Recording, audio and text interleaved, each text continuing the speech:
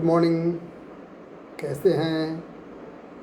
अगर 10th CBSE में अच्छे नंबर लाना है तो ज़रूर इस वीडियो को देखिए और उसका क्वेश्चन आंसर निश्चित रूप से आएगा। आज क्लास 10th के ज्योग्राफी का लेसन 4 मैं पढ़ूंगा, है ना। लेसन 4 में है कृषि। कृषि प्यारे बच्चों सब जानते हैं क्या है। कृषि कहते किसको हैं, है ना। कृषि है क्या चीज़ है? जब हम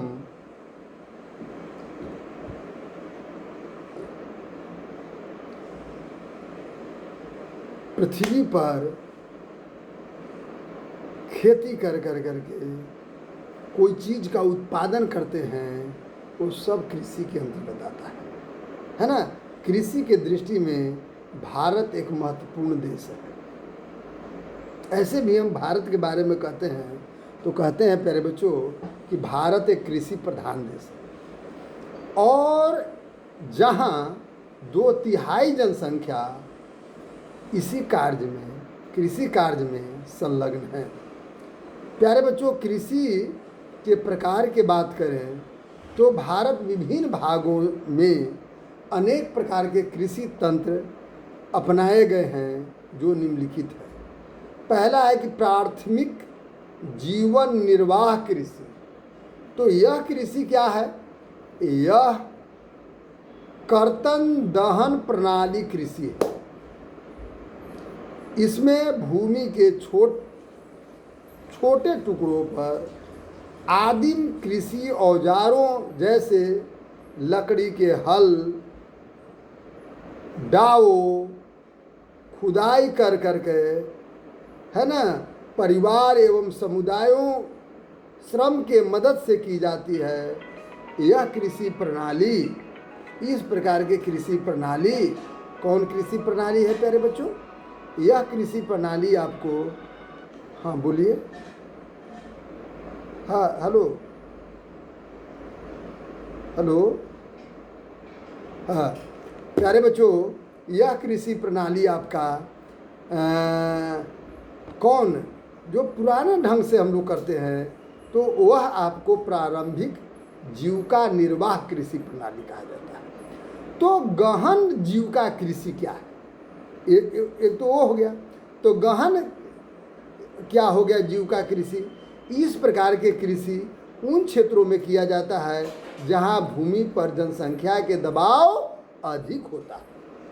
यह गहन खेती होती है जहां अधिक उत्पादन के लिए अधिक मात्रा में जैव रसायन का निवेश किया जाता है, सिंचाई का प्रयोग किया जाता है।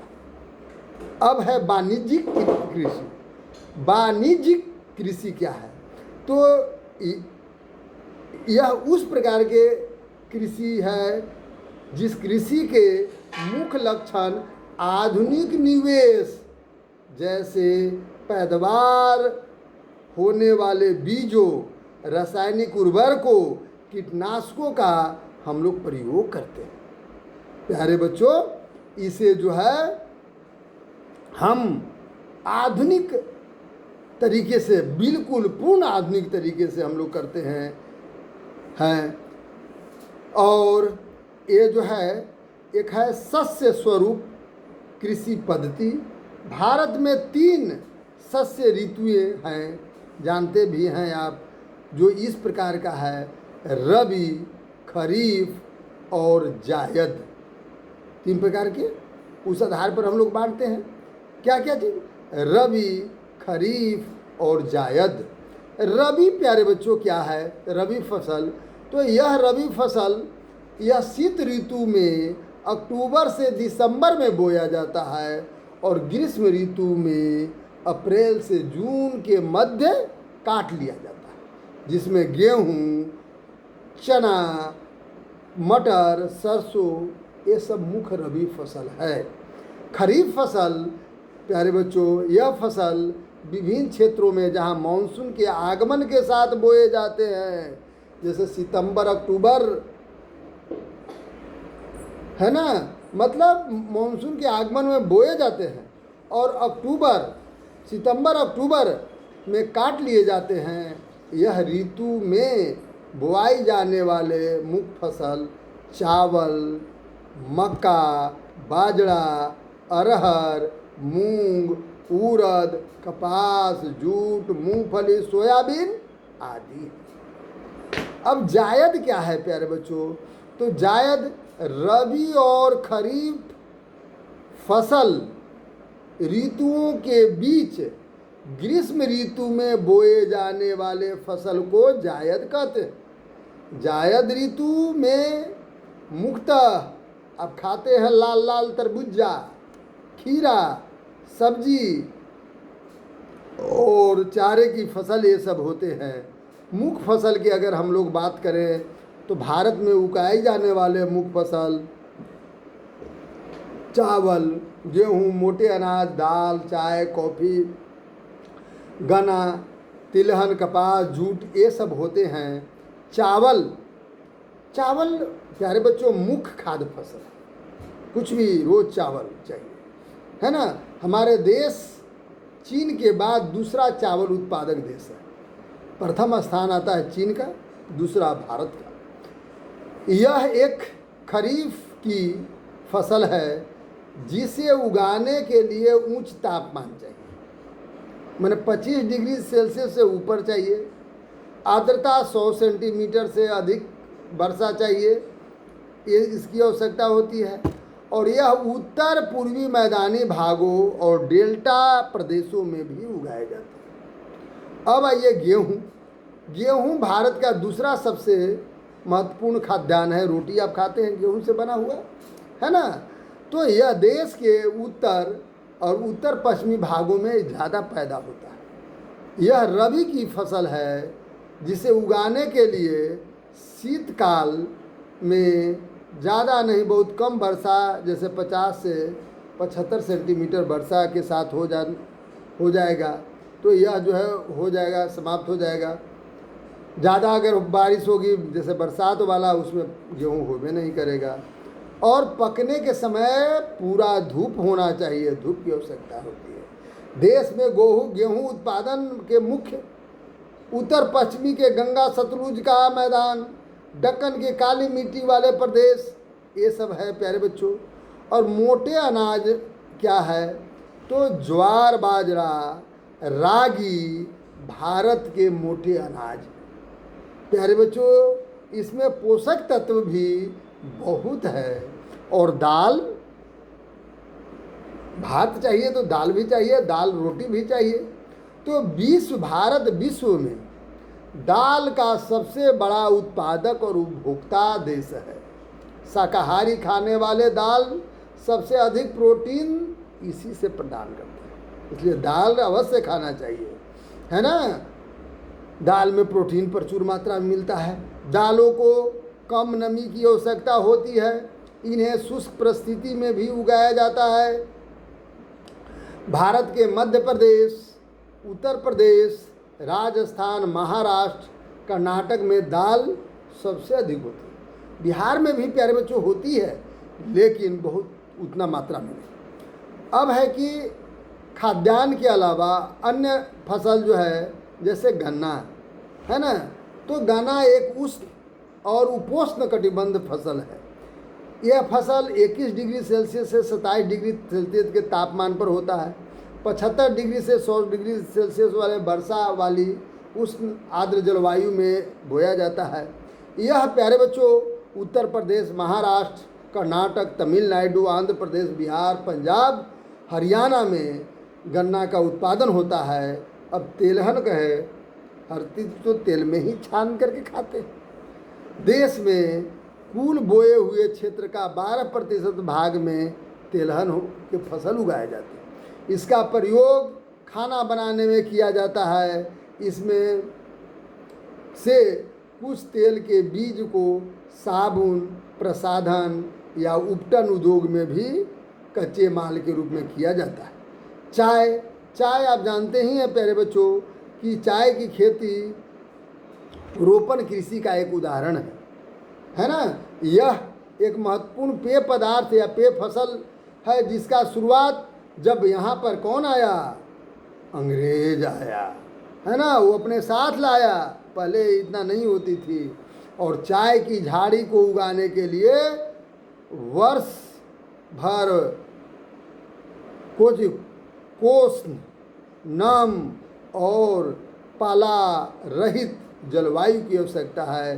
चाय के मुख्य उत्पादक क्षेत्र में असम, पश्चिमी बंगाल में दार्जिलिंग का चाय, है ना, जलपाईगुड़ी जिलों के पहाड़ी क्षेत्रों में, है ना, तमिलनाडु और केरल में भी होती है।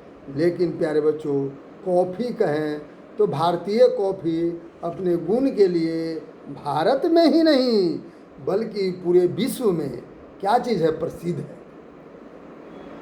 इसकी खेती प्यारे बच्चों नीलगिरी, है ना, के पहाड़ी के आसपास कर्नाटक, केरल और तमिलनाडु में कपास की खेती कॉफ़ी की खेती होती है। और बागानी कृषि अगर कहा जाए तो भारत उष्ण और शीतोष्ण कटिबंध दोनों के लिए यह फसल का उत्पादक है। भारत विश्व के लगभग 13% सब्जियां का उत्पादन करता है। प्यारे बच्चों, कुछ ऐसे फसल हैं जो अखाद्य फसल है, उसको खाने के काम नहीं करते हैं, लेकिन उसका उपयोग है। जैसे प्यारे बच्चों रबड़ की बात करें तो रबड़ भूमध्य रेखीय क्षेत्र में रबड़ जो है परंतु भूमध्य रेखीय क्षेत्रों की फसल है। और ये विशेष परिस्थिति जैसे उष्ण उपोष्ण क्षेत्र में भी उगाई जाती है। इसको 200 सेंटीमीटर से अधिक वर्षा और माने 25 डिग्री सेल्सियस से अधिक तापमान और नमी, है ना, आर्द्र जलवायु की आवश्यकता होती है। इसका मुख्य रूप से भारत में कहा जाए तो रबड़ केरल, तमिलनाडु, कर्नाटक, अंडमान निकोबार द्वीप समूह में, इसके साथ साथ मेघालय के मेघालय में गारो पर्वतों में भी उगाया जाता है।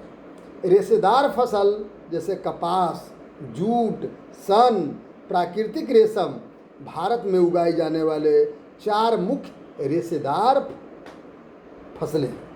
रेशम का उत्पादन के लिए भारत के रेशम के कीड़े का पालन होता है, रेशम का उत्पादन उसी से होता है। और कपास भी एक प्रकार का खरीफ फसल है जिसका उत्पादन के लिए दक्कन का पठार, प्यारे बच्चों, काली मिट्टी उसके लिए बहुत ज़रूरी है ना। यह शुष्क भागों में, काली मिट्टी युक्त भागों में ही यह फसल उगाई जाती है। इस फसल को उगाने के लिए उच्च तापमान, हल्की वर्षा, सिंचाई और 110 डिग्री पाला रहित दिन, 110 पाला रहित दिन और खिलखिलाती धूप की भी ज़रूरत होती है। इसलिए कपास कहाँ महाराष्ट्र,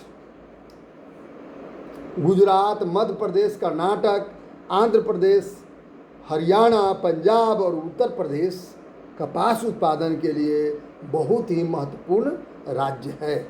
जूट जो है, यह जूट की फसल बाढ़ के मैदानी में या जल निकासी वाली उर्वरक मिट्टी में उगाई जाती है, जहां हर वर्ष बाढ़ से आई गई मिट्टी जमा होती है, वहाँ अधिक मात्रा में होती है। प्यारे बच्चों, जैसे पश्चिम बंगाल, बिहार, असम, उड़ीसा, मेघालय में जूट का उत्पादन बहुत होता है। इसका प्रयोग बोरी में, चटाई में, रस्सी बांटने में, तंतु, धागे, है ना, गलीचे और दस्तकारी के वस्तु बनाने में भी इसका उपयोग किया जाता है। अब प्यारे बच्चों, अगर हम बात करें प्रौद्योगिक और संस्थागत सुधार के, तो भारत की 60% से अधिक आबादी, है ना, माने उससे अधिक कहिए, 70% भी किताब में कहीं कहीं लिखी हुई रहती है, आजीविका के लिए कृषि पर ही आश्रित है। स्वतंत्रता के पश्चात देश में संस्थागत सुधार करने के लिए जोतों की चकबंदी, सहकारिता और जमींदारों आदि की समाप्ति करने की प्राथमिकता दी गई थी। 1960 से 70 में पैकेज टेक्नोलॉजी पर आधारित हरित क्रांति, श्वेत क्रांति, ऑपरेशन फ्लड जैसे कृषि सुधार के लिए कुछ रणनीति आरंभ की गई थी। 1980 से 90 तक प्यारे बच्चों, 1980 से 90 के दशक तक व्यापक भूमि विकास कार्यक्रम शुरू हो गया था, जो संस्थागत और तकनीकी सुधारों पर आधारित था। किसानों के लाभ के लिए सरकार किसान क्रेडिट कार्ड, व्यक्तिगत दुर्घटना बीमा योजना की व्यवस्था की गई थी। इसके अलावा आकाशवाणी और दूरदर्शन पर किसानों को मौसम की जानकारी के लिए बुलेटिन और कृषि कार्यक्रम प्रसारित किए जाने लगा।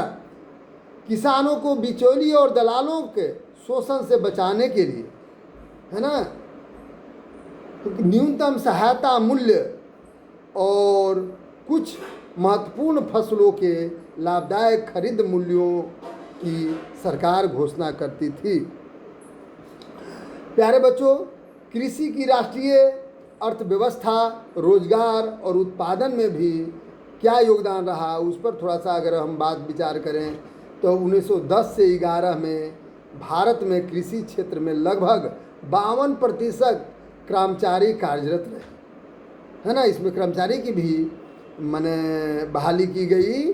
पिछले कुछ वर्षों में सकल घरेलू उत्पादन में वृद्धि हुई, किंतु इससे देश में पर्याप्त मात्रा में रोजगार का अवसर उपलब्ध नहीं हो रहे हैं। खाद्यान्न सुरक्षा हमें करना चाहिए। प्यारे बच्चों, समाज में सभी वर्गों को खाद्यान्न उपलब्धता सुनिश्चित कराने के लिए हमारी सरकार ने बहुत सावधानी पूर्वक से खाद्यान्न सुरक्षा प्रणाली की रचना की है। इससे दो घटक हैं। पहला घटक है बफर स्टॉक और दूसरा है सार्वजनिक वितरण प्रणाली, PDS, है ना, दो है। तो प्यारे बच्चों, खाद्यान्न की अधिक प्राप्ति और भंडारण की व्यवस्था food corporation of India FCI करती है, जबकि इससे वितरण को सार्वजनिक वितरण प्रणाली PDS सुनिश्चित करती है ना। ये जो है वितरण समान रूप से करती है। सार्वजनिक वितरण प्रणाली एक कार्यक्रम है जो ग्रामीण और नगरीय क्षेत्रों में खाद्य पदार्थ को, अन्य आवश्यक वस्तुओं को सस्ते दरों पर उपलब्ध करते हैं। और राष्ट्रीय सुरक्षा की प्रथम उद्देश्य क्या है प्यारे बच्चों? समान लोगों को खरीद सकने योग्य कीमतों पर खाद्यान्नों की उपलब्धता को सुनिश्चित करना, निर्धनों को भोजन प्राप्त करने में समर्थ बनाना, कृषि उत्पादन में वृद्धि, भंडारों को बनाए रखने के लिए चावल और गेहूं की अधिक प्राप्ति के लिए समर्थन मूल्य को निर्धारित करना होता है। वैश्वीकरण का कृषि पर कुछ न कुछ प्यारे बच्चों प्रभाव पड़ा। जब ग्लोबलाइजेशन हुआ तो उससे कृषि पर प्रभाव पड़ा। क्या प्रभाव पड़ा? तो वैश्वीकरण की घटना उपनिवेशिक काल से ही मौजूद है। उपनिवेश जैसे भारत इंग्लैंड का उपनिवेश, जब कोई बड़ा राष्ट्र छोटे छोटे राष्ट्रों को अपना गुलाम बनाता है तो गुलाम राष्ट्र बड़े राष्ट्रों का उपनिवेश होता है। तो उस समय था ब्रिटिश काल में अंग्रेज व्यापारी भारत से कपास क्षेत्र की ओर आकर्षित हुए और भारतीय कपास को ब्रिटेन में सूती वस्त्र उद्योग के लिए कच्चे माल के रूप में निर्यात किया जाता था। 1990 के बाद वैश्वीकरण के तहत भारतीय किसान को एक नई चुनौतियों की सामना करना पड़ा। कई कृषि उत्पादक का मुख्य उत्पादक होने के बावजूद भारतीय कृषि विश्व के विकसित देशों में से स्पर्धा में असमर्थ है, क्योंकि उन देशों में कृषि की अत्यधिक सहायकी दी जाती है। आज जिन क्रांति संकेत शब्द है जिसे जनिक इंजीनियरिंग सम्मिलित है, जननिक इंजीनियरिंग सम्मिलित है।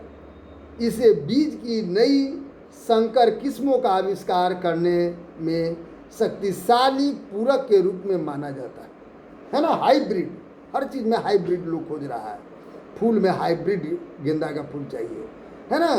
तो आजकल कार्बनिक कृषि का प्रचलन अधिक हो गया है, क्योंकि यह उर्वरक, कीटनाशक दवाओं जैसे कारखानों में निर्मित रसायनों के बिना की जाती है, इसलिए पर्यावरण पर इसका नकारात्मक प्रभाव नहीं पड़ता है ना। जैव अगर हम अति को करें, खाद्यों का प्रयोग करें, जैविक खाद्यों का प्रयोग करें, तो ये बहुत लाभदायक है प्यारे बच्चों। भारतीय किसानों को सस्यावर्तन करना चाहिए, है ना, सस्यावर्तन,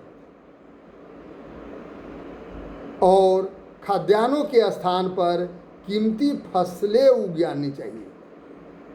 इससे आमदनी अधिक होगी, इससे के साथ पर्यावरण में निम्नीकरण भी कम आएगी, है ना। इस तरह से हमें करना चाहिए प्यारे बच्चों। और कृषि जान रहे हैं कि बहुत उपयोगी चीज़ है। अब इसका प्रश्नोत्तर भी हम दे रहे हैं, आप लोग पूर्णतः बना लेंगे अगर इसको याद कर लेते हैं, अपने भाषाओं में लिखते हैं, एक बार पढ़ लेते हैं, तो निश्चित आने वाली परीक्षा में 100 में 100 नंबर आएगा प्यारे बच्चों। Thank you.